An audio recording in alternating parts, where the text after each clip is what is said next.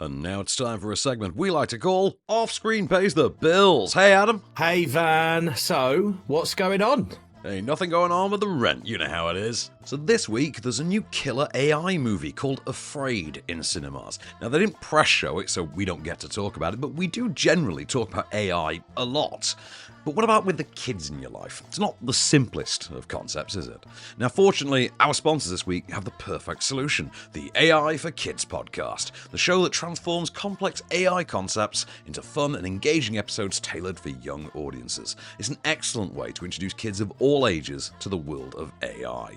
Each episode of the AI for Kids podcast features industry experts diving into captivating topics such as machine learning, robotics, and the future of AI, all crafted to spark young imaginations. With special guests, exciting projects, and interactive challenges, the podcast ensures that learning remains dynamic and hands-on. Consider it the ideal combination of education and entertainment. Kids will find AI concepts both easy and enjoyable, whilst parents and educators will value the insightful discussions and engaging activities they can all explore together at home. It's a learning journey for everyone. So whether you have a curious child eager to learn about robots and algorithms, or you're a parent looking to understand the technology shaping their future, the AI for Kids podcast is your go-to resource. So start your child's adventure into the future by tuning in on your favorite podcast platform today. A huge shout out to our sponsor this week, Destination Unknown. Get ready for a fascinating new adventure game that transforms your ordinary road trip into a thrilling journey packed with surprises, detours, and plenty of laughs. Say goodbye to boring, predictable routes. With Destination Unknown, the journey truly is the destination. Each turn, you'll draw a card that throws your plans into chaos. With action cards that send you on spontaneous detours, like follow the next yellow car until it stops, and sneaky dashboard cards that stick to your dash or window, lying in wait. Spot graffiti? Turn right. Cross a bridge? Drive until you see a cyclist. With Destination Unknown, every drive becomes an unforgettable adventure. So embrace the unexpected and create memories at every turn. And for this week only, score 50% off when you visit DestinationUnknownGame.com and use the code LAUNCH50 at checkout. That's DestinationUnknownGame.com and the code is LAUNCH50. So here's to the awesome team at Destination Unknown for making our journeys extraordinary. And now, on with the show. We're trying to get close to you for a little touch, and the Count of Monte Cristo's gonna sing to the Mandoob. I'm Van Connor. And I'm Adam Ball, and this is Off Screen, your 7-day guide to everything movies. Boom. Groovy. Hello and welcome back to the show. Okay, we have got loads of brand new movies to talk about this week with, of course, our movie critic Van Connor in the house. So we've got the Count of Monte Cristo, as you just heard Van mention then, close to you, Sing Sing, Mandoob, which I keep saying Mamboob, probably not the best thing to be saying there. So let's start with Touch then. I know nothing about this one, so I'll leave it over to you. This is, do you know what? Actually, I'm going to be honest with you straight off the bat this week. Okay, so we got 5 films, 4 of them are bangers, and the other one is so agonizingly bad that it led to me spending an entire week listening to nothing musically but the entire Fast and Furious soundtrack playlist because I needed to feel something other than rage. So, Okay. strap on in, honey. It's about to get good. So, Touch, new movie from Balthazar Kormakar, who I think mainstream Western audience-wise would probably be best known for. Do you remember Two Guns? It starred Mark Wahlberg and Denzel about 2013. Because Oh, God, yes, I do. That was one of his. This is he's an Icelandic director. So what you've got here is a movie that's about an Icelandic man, and he's, OAP kind of age, senior age. He has evidently a terminal condition. The film is somewhat vague on what this condition might actually be. Believe me, because my fellow critic friend Maria Duarte and I had a lengthy conversation about just what was actually wrong with him and how the movie dealt with it afterwards. The movie's quite non-specific about it, except it might affect his memory at a point, but the plot of the movie doesn't really bring this up. He decides, this is an entirely subtitled movie, by the way, both of these first two are. And he decides, as he's sort of tying up his loose ends, as he's sort of facing his mortality, that he is going to seek out the lost love of his life. A woman that he met in London in 1969 whilst working in a Japanese restaurant.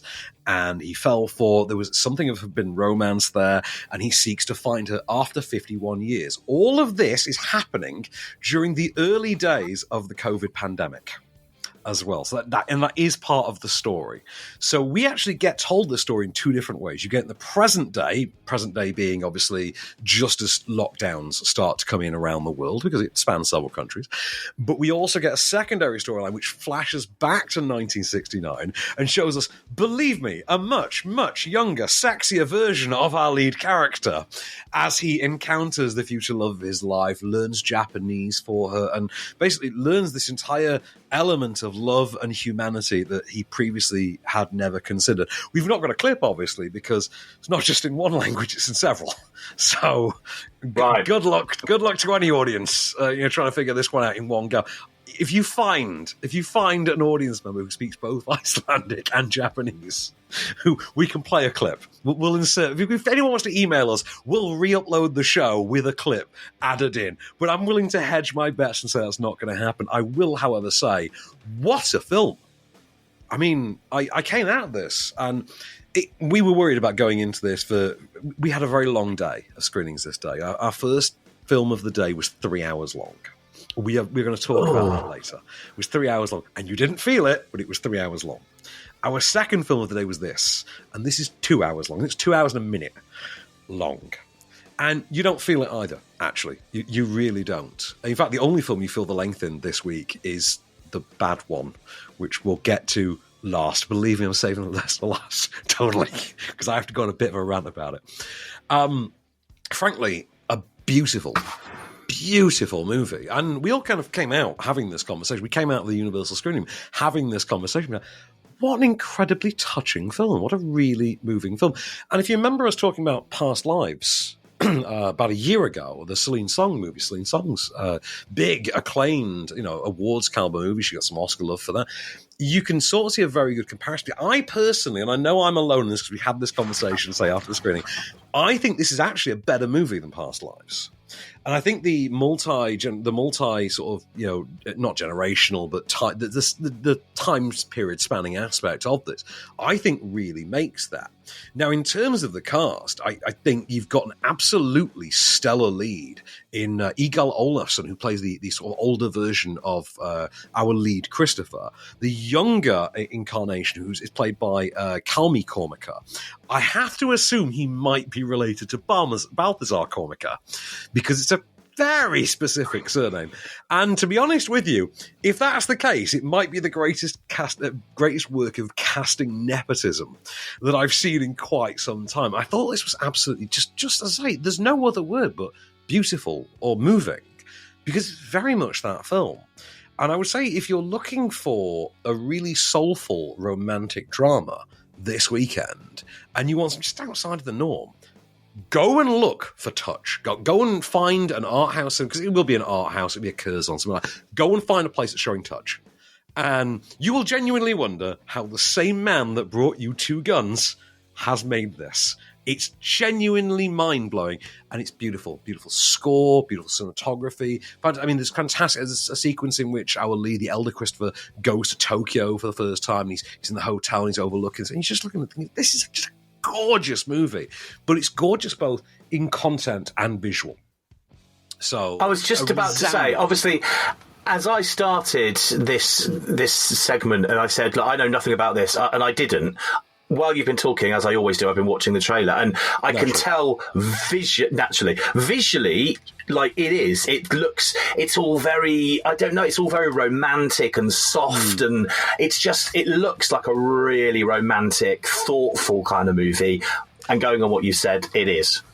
It very, very, very much is. 1,000% is. I think this is an absolute cracker. And I think anybody who was part of the Past Lives fandom last year needs to race out and see this, because it's very much a solid companion piece to that. Okay, well, if you do want to watch Touch, go and find it, as Avan said, in an art house somewhere, and wherever it may be near you.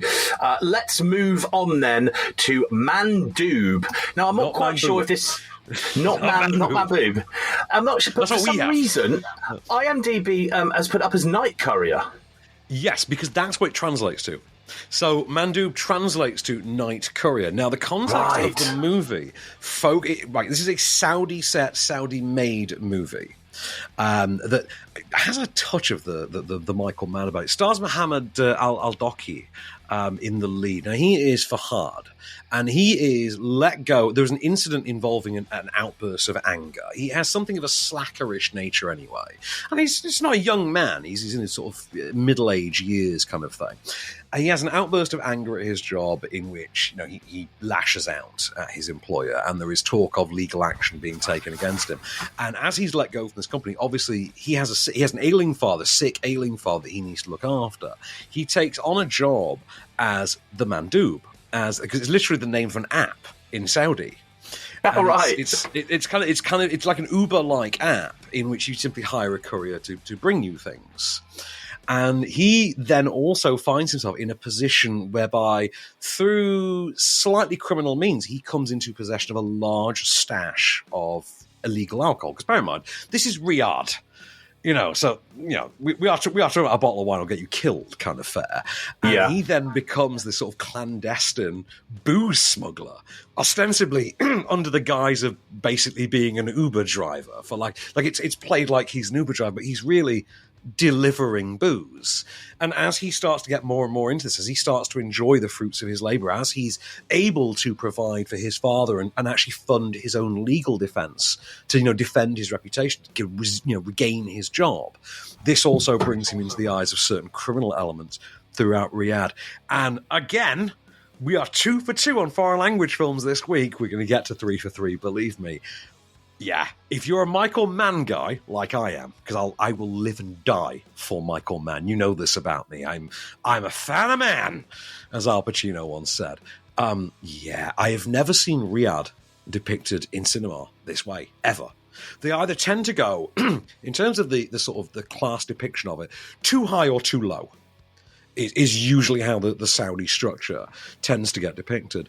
And the way that it's shot, the way that it's depicted, the way that it's written here, gives it a grit and also a kind of a black comedy, kind of a dark, sinister, sadistic humour to it that really bolsters this terrific performance from Al-Doki.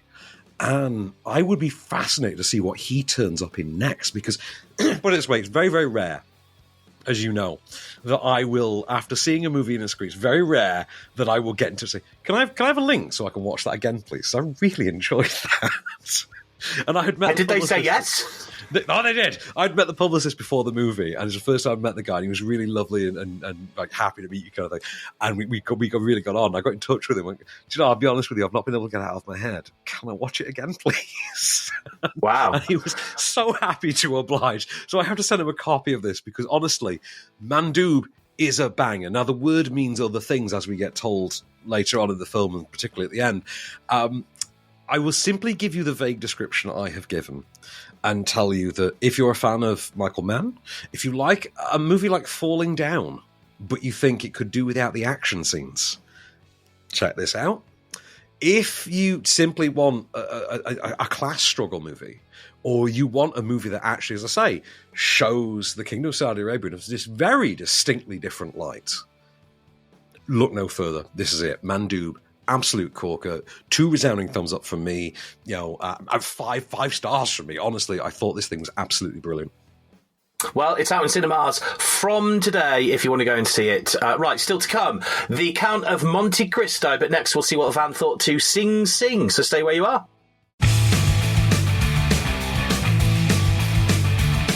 Hello and welcome back to Off Screen then. The Count of Monte Cristo on the way in a moment. We'll see what Van thought of that. But first, let's dive deep into a drama, Sing Sing. This looks quite emotional. Yes, that would be somewhat of an understatement to be really honest. So this has been really touted the past few months as this is the movie that gets Coleman, Domingo an Oscar. That's kind of what we've been told.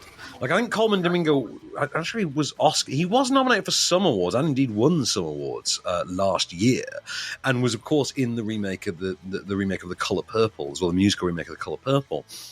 But it looks like this will be this could be the one. Now, I wasn't particularly on that. I didn't get the hype train, and you know me because I'm still registered as a Chicago film critic. So I got a lot of invites about 4 or 5 months ago to many screenings of this movie. They really want to make a big deal of this movie, and obviously I can't go because I'm not in Chicago. So this finally rolled around. I got to see it, and I'm simply going to say, I'm not going to bury the lead on this one. I get it. Oh, I get it. I do get it.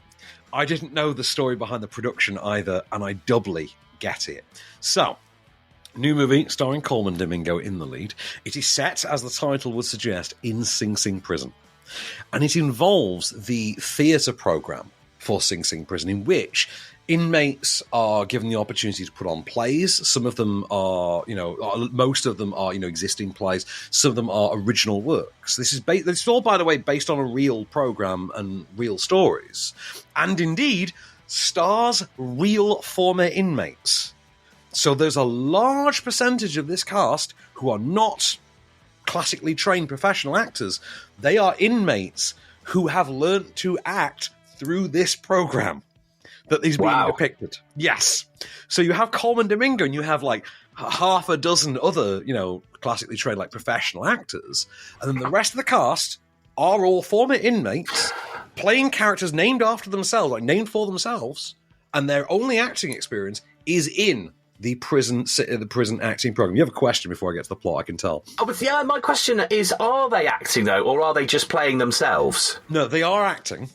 But they're getting the chance. They've had the experience to act on stage, and now they've been given. Presumably having been released, obviously, they get the chance to be in a movie, playing fictionalized versions of themselves. So you have Coleman Domingo, who plays a character named Divine G, and he is a man who has been falsely imprisoned, who maintains his innocence. As far as the film puts it to us, there's no doubt about this. He's been falsely imprisoned. He simply wants... There's no ambiguity about it. He simply wants to confirm to the system, I have been a victim of the system. I'm a black man of a certain age, from a certain background. I have been incarcerated by the system. I have been played by the system. I have no business being here. At the same time, he has founded and started to run this theatre programme. And he's obviously, years previous to the movie having begun, evidently very much found himself as a person within this program, and he's very much found his outlet, his creativity, etc. And as he continues to look for a way to, find his way through the admin process, find his way out of the system, the theatre troupe starts to put on their own original production, and he meets a newcomer to the group, named, confusingly enough, Divine I. So you have Divine G, the letter G, and you have Divine I, E-Y-E. When it's said aloud, I thought, wait, Divine G, Divine I, what happened to Divine H? But there is no Divine H, rest assured. Now, this is where it gets interesting. Divine I, who I believe is Clarence Macklin, I think his actual name is Clarence Divine I Macklin, is played by Clarence Divine I Macklin, who is a man who had been incarcerated, had taken part in this program, and had learnt the joy and art of theatre performance. So he is now getting to play effectively himself, slightly fictionalized, in this drama, in which Divine G, Coleman Domingo's character, starts to see his faith in the system and his love of the theatre and its redeeming qualities come into question when he sees just how much all of that can be used against him by the same people that put him in there effectively to begin with. So I've got a clip for you. This is, let's say, Sing Sing.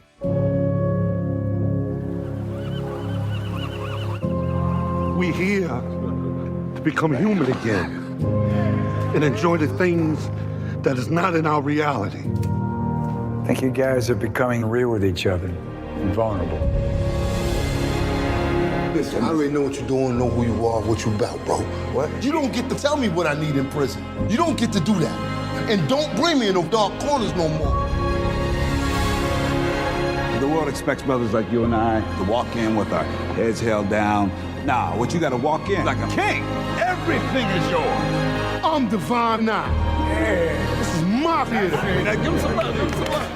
I got completely drawn in to the trailer so much while you were talking then. Like the scene of the flooding the cell was happening in the trailer, and I'm kind of sat here watching the action, and I was like, oh, hang on, I must listen to that again. I mean, I was drawn in with a trailer that had no sound, so that says quite a lot to me. Exactly. I still can't get you to watch The Raid, but I know it works. So, right. So, I'll be honest with you. So, I think this works out something like 107 minutes. It's an hour 47. And, right, the only solitary, solo, negative thing I can say about this movie, I might have shaved 25 minutes off of the first hour. And to be fair, that is all character stuff. The first hour of this is mostly character development. And you don't really get into the plot mechanics of what's really going on until you cross that hour. But the first hour really is, hey, we're in prison, we're in a theatre troupe, I'm going to teach you about acting. And it feels very therapy. It feels like very sort of self-therapy. It feels like Coleman Domingo kind of flexing his acting muscles, so to speak. But at the same time, I can't help but think, that's quite patently why he's going to clearly be a frontrunner for the Oscar for this. Honestly, come February when the nomination, January or February when the nominations come out, do not be shocked to see his name come up. I know Dune 2 is arguably the frontrunner for this year, but Coleman Domingo is so far the first acting contender I've seen for next year's Oscars. He's the first person I've seen put in a performance where I can genuinely say, I can see him walking away with that statue next year, because it's the kind of film the Academy loves anyway. But then, in addition to say that, you got that one negative thing. It's a haunting, very moving, very touching film that I think asks questions of a very worn trope. We've had the trope of, wrongfully incarcerated men in prison dramas going back time immemorial. The next movie we're going to talk about literally involves a wrongfully incarcerated man, and that's based on a novel from the 19th century. So, it's not exactly a new trope. And yet at the same time, the way this is done, which is kind of to take it away from the Shawshank of it, and take it more into the Mr. Holland's Opus territory of it, I think is just wonderful. And you've got at the centre of it that brilliant Coleman Domingo performance. And no one's ever faulting Coleman Domingo as a terrific actor. Did you see, West Side Story? Yes, the Spielberg West Side Story. He was in that. He was in The Colour Purple as well. Brilliant actor. Fantastic actor, and no one can fault him at all on this. It's very obvious that this is a passion project for him. Now, on a production level, this has been filmed in record time as well. They've filmed this in a very short amount of time. They've used actual abandoned or derelict, prison facilities. They have relied very heavily on natural lighting, because according to reports, they had gotten into these prison facilities and discovered that they had these big windows and all this natural sunlight and all the natural greenery outside, like the prison gates, and the idea of having, the foliage and all the trees and the water towers and things, but then having it be removed from you by this great big honking chain link fence and stuff. Presents this wonderful dichotomy of lighting and visual.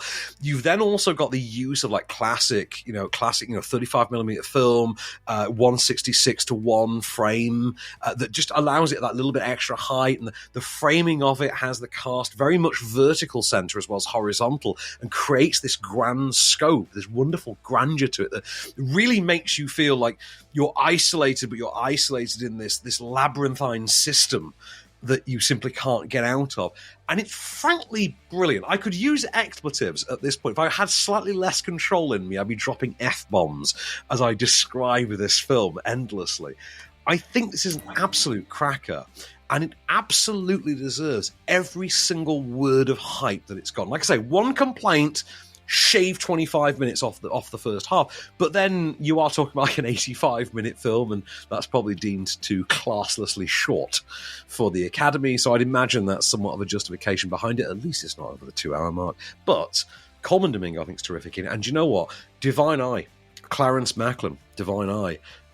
What a find. What an absolute find. Do not be shocked to see a genuine, full-blown cinematic acting career for this man. He is a discovery that the only thing I can compare it to is Barkhad Abdi in Captain Phillips, where, this is not a guy who's classically trained. This is not a natural star. And yet you see him on screen, there is a magnetic quality to the man. And also, if we're talking prison dramas, I genuinely have not openly wept at the ending of a prison drama since Shawshank Redemption, the way I did this. Genuinely. I think this is absolutely brilliant. Wow, huge praise there from Van. If you want to go and see it, Sing Sing is out in cinemas from today. Right, so you've heard the phrase, jack of all trades, master of none. I believe that is a nice way of encapsulating our next movie, because on IMDb, this is described as a period drama, swashbuckler, action-adventure drama, history romance. So we shall see what Van thought about it in just a second. Stay right where you are.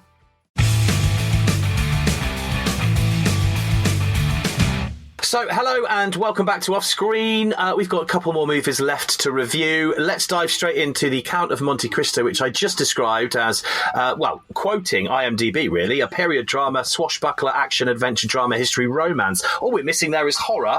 And you straight away, when we kind of finished recording the last block, you were like, you don't know the story of The Count of Monte Cristo? And I can honestly, hand on heart, say I haven't.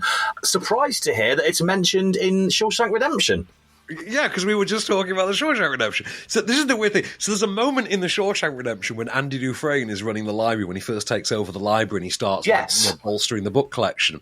And I remember it's William Sadler's character, the guy who goes on to play the president in Iron Man 3, a.k.a. like one of my favourite movies ever, in which he picks up a book and he says, The Count of Monte Cristo by Alexander Dumas? And they go, it's Dumas. It's French. And of course, Alexandre Dumas is, of course, the author who gave us The Three Musketeers. Now, the reason that that's interesting is because we reviewed, about 2 years ago, you and I reviewed a French language version of The Three Musketeers, part 1 of 2. It was called The Three Musketeers d'Artagnan. And we never got to review part 2, so I never saw it. It was called The Three Musketeers Milady. And that continued the story and completed it. Now, bear in mind, those movies were both more than 2 hours apiece, so it was a very comprehensive adaptation. This is made by the same people who made those adaptations, therefore forming the Alexandre Dumas Cinematic Universe, the ADCU, as I'm going to call it from now on. Please give us a third. I swear, if anyone starts using ADCU or hashtag ADCU, you owe me royalties, son. So you heard it here first. And same makers as the Three Musketeers two-parter. This is 3 hours on the dot. So this is a one-and-done 3-hour adaptation. Previous to this, we had a 2002 adaptation. I think that was the most recent one. That was English language. It was directed by Kevin Reynolds, who gave us Robin Hood, Prince of Thieves, and I think Waterworld, or what was it actually? I think it was Waterworld as well, which is where he famously fell out with Costner. And his version starred Jim Caviezel, one of the most problematic men in the universe, as the Count de Monte Cristo. And it starred Guy Pearce as Fernand Morset, I believe his name, or Fernand Montenegro, as he was originally named. This is a further adaptation. It aims to be the definitive one in much the same way as The Three Musketeers was. Now, I have to assume that if you didn't know the story of the Count of Monte Cristo, there have to be other people in the world who don't. So, the Count of Monte Cristo is the story of a young man named Edmond Dantes. Played here by Pierre Nonnet. We meet him as a young man who, through an act of heroism, he's a sailor, he's the second mate on a ship called the Pharaon. Through an act of heroism, he saves a young woman, or he disobeys, in any version. I'm going to go with this particular version, because different versions have different stories. I know many different versions, so there's different alterations. In this version, As the second mate of the French merchant vessel, the Heron, he disobeys his captain's orders, dives into the water during a storm to save a young woman who's drowning. And when they return to dry land, he is penalized. He is attempted to be penalized for this by his captain, a man named Danglais, who, by virtue of them having a really understanding and really cool, fleet owner, turns to Danglais and says, no, he did absolutely the right thing. You're sacked, mate. You're the captain now, son. So Edmond Dantes gets to go home and tell his wife, his great beloved, and his best friend, her cousin, Fernand, that guess what? I'm going to be the captain now, son. And before he can get married to his true love, before he can take his captaincy, people show up, the police show up, the army show up at his wedding, put him in chains and accuse him of treason. And it then comes to light there is a vast conspiracy involving Danglais, a fellow crew member named Condarou, and Fernand himself, that see him taken away and locked up, presumed dead to everyone in the outside world, for 14 years. Whilst in this prison, the Chateau d'If, he meets a fellow inmate, the Faria Abbas, I think his name is, who claims to be the last remaining descendant of the Knights Templar. The Knights Templar who, before his incarceration, stashed away the last of a great treasure. And they conspire over the course of 8 years to basically chisel at the bricks of this prison using butter knives and work their way out to the ocean. However, the Faria, the priest as he was, does not make it. Spoiler alert for a book that was written in the 19th century, by the way. Does not make it.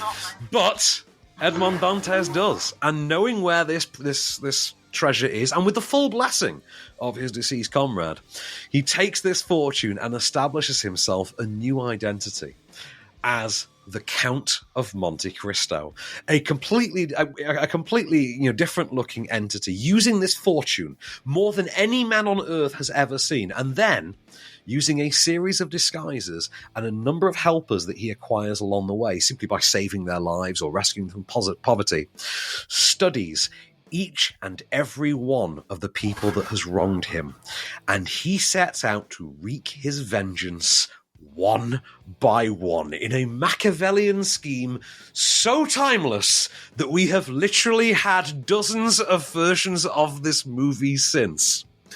And no joke, this might actually be the best bloody one of the lot. No wow. joke. This thing is 3 hours long, and it felt about 90 minutes. And I say that as someone who sat through a 2-hour, 11-minute version of this last night and thought, this feels like it's a bit padded.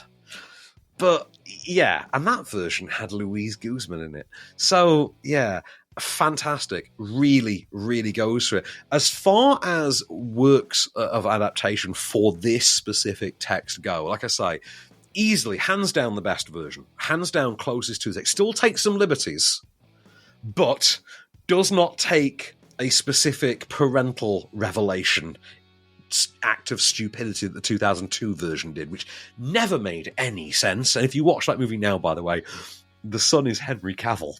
The son is future Superman Henry Cavill, which makes it all the funnier that you've got Jesus Christ and his son Superman. If you know the Superman mythology, that's even funnier. Nuts. Superman and Jesus Christ take on the bad guy from Iron Man 3. What's not to adore? This, though, oh, wow. Absolutely fantastically shot. Booming, overpowering, fantastic, orgasmic of a score. Looks phenomenal. Acting sublime. Just the staging of it, the pacing of it. At times, it gets so cocksure about itself that it even manages to go full-blown superhero movie, and you don't care. I mean, about an hour and 11 minutes into this, there's a hero shot moment in which the camera does this up-tilt motion, this up-tilt zoom on him. It zooms forward but tilted up at an angle as someone asks, "Who are you?" And he throws down his cane and says, "I am the Count de Monte Cristo." And you're like, do you know what? I'm down.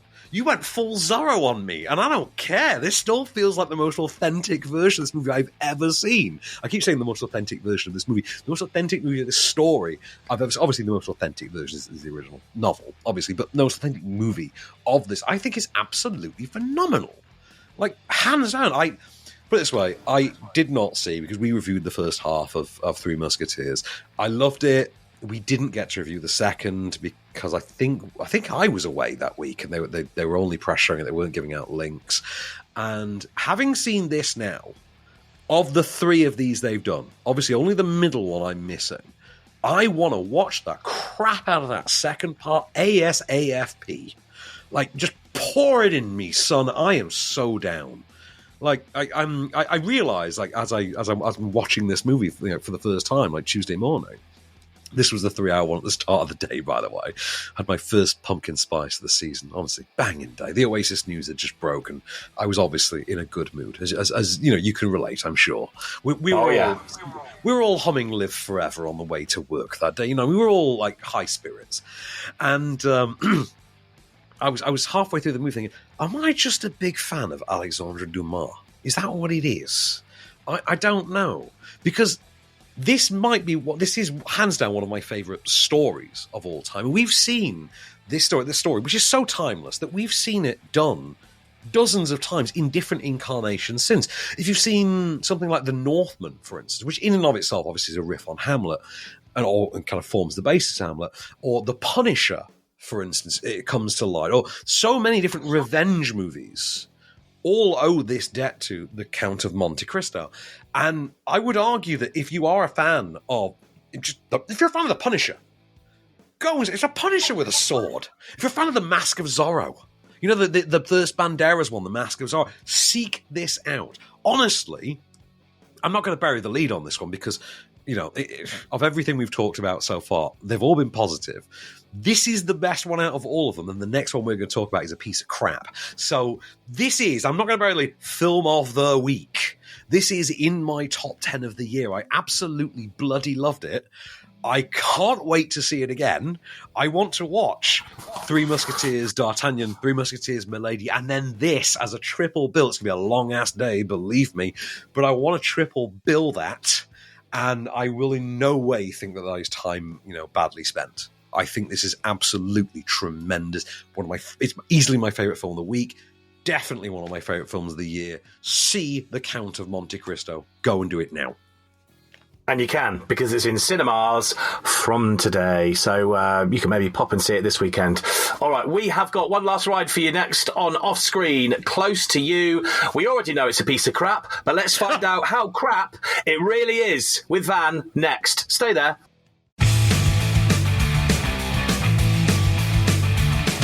Hello and welcome back to Off Screen for one last ride, and I've got a feeling this is going to need a seatbelt and an airbag. Let's talk about Close to You and see what Van thought of this movie. Now, this is a drama, and that's about all I know, really. It is a drama, sir. It is. It is indeed. This is a drama that stars, is produced by, and co-written by Elliot Page. Are you aware of Elliot Page, out of interest? I am not aware of Elliot Page. Right, okay, this is about to get interesting. Okay, Elliot Page was a child actress named Ellen Page, who starred in, was the title character in Juno. Did you ever see Juno? Yes. Right, okay. Now, I think it was about 5 years ago. Roughly, give or take 5 years, within the last 5 years. Ellen Page, having previously come out as gay, then came out as transgender, transitioned, and right, this is where I have to get personal a second. Not about her, and then him, but about me. Right. I cannot, for the life of me, stand Elliot Page. I was cool with Ellen Page. Okay, a little bit downbeat, but you know what? Great actress. Elliot Page, I find to be one of the most insufferable human beings alive, because Elliot Page has never cracked a smile in his goddamn life. Elliot Page does nothing on this earth but bitch and moan about what anybody else in the universe would kill for. Go and ask Elliot Page in any interview, as many interviewers have, believe me. I went and checked, because I remembered reading them. I had to go and check that I wasn't imagining it. Go and check. What's it like to work with Jason Reitman and Diablo Cody on an Oscar-nominated, Oscar-winning film, like an iconic work? Like, oh, it was terrible. Oh, everybody hated me. The most miserable time of my life. Oh, okay. Hey, what was it like to work with Christopher Nolan on Inception, one of the highest-regarded science fiction movies ever made, also Oscar? Oh, it was terrible. Everybody hated me. I had a miserable time. Hey, what was it like to work? Oh, it was terrible. Everybody hated me. I had a miserable... At which point I'm thinking, do you know what? I'll tell you what. If you want to step down, keep the paycheck. You want to step down, I'll take your place, pal. Honestly. Like, give me the gigs. Honestly. You keep the money, I'll do it. Honestly. Because this is where, again, this is about me and my observations on the universe, not about Elliot Page. I can't help but think that at a certain point it stops being about the other people. It just has to be, right?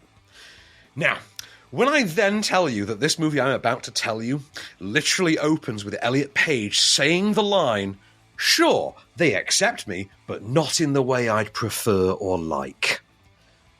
That's the time you're in for two of the most agonizing, bum-numbing hours of your life. So, Elliot Page is a man who has recently transitioned and is returning home for his father's birthday. He's a strange father who he hasn't seen in some time because he's not really fond of how he was regarded or how he was treated growing up. He then, by the way, they say, produced, co-written, stars, just FYI.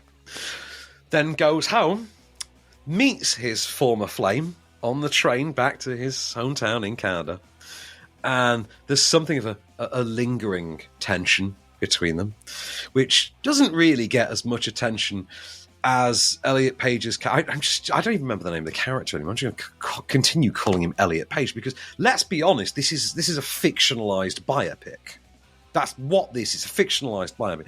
Then goes home and does nothing for the remainder of the film other than argue with family members about terms to use and how they would like to be spoken to.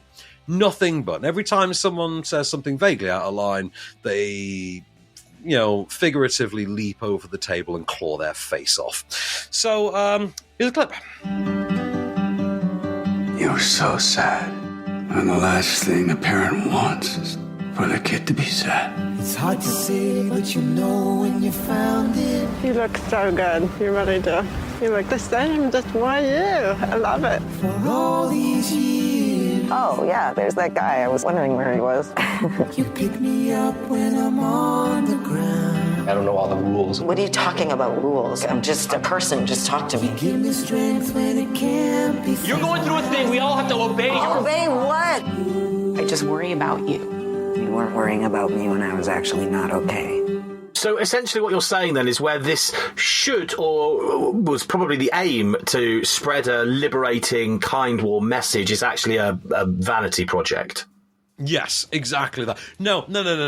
Vanity project implies that whoever was behind it felt that there was something for the world to gain from doing this. This just feels like someone bitching and whining for, I want to say 2 hours, but let me just check on here. It's on IMDb. It was only an hour and 40 minutes. Okay, that's funny because it felt about 4 hours longer. Put it this way. In a crazy world in which anybody was stupid enough to actually fork out genuine folding money to see this piece of crap, the results would be so catastrophic that it would inadvertently set trans rights back by decades. Genuinely. The nicest thing I can say about this movie is that, do you know what? At least it gave us a Regenesis reunion, because Ellen Page was the child star on the Canadian sci-fi series, not sci-fi, but virology series, Regenesis, in the 2000s. And the fact, and just FYI, before anyone asks me about this review, the fact that I remember Regenesis without having to revisit it should tell you exactly how much skin in the game I have on this one. And believe me, ally through and through, buddy.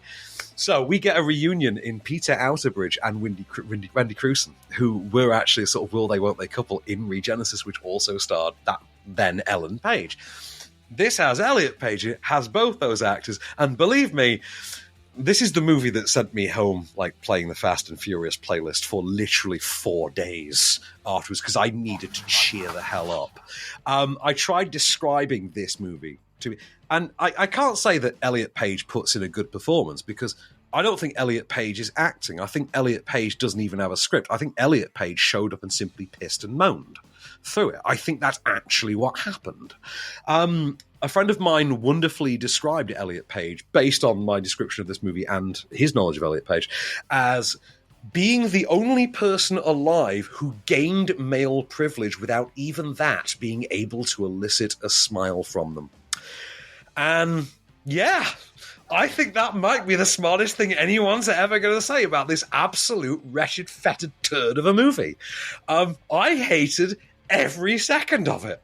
There are not enough painkillers in the universe to absolutely numb away the amount of pain put into my cerebellum by endlessly bashing myself in the side of the frontal cortex while watching this crap.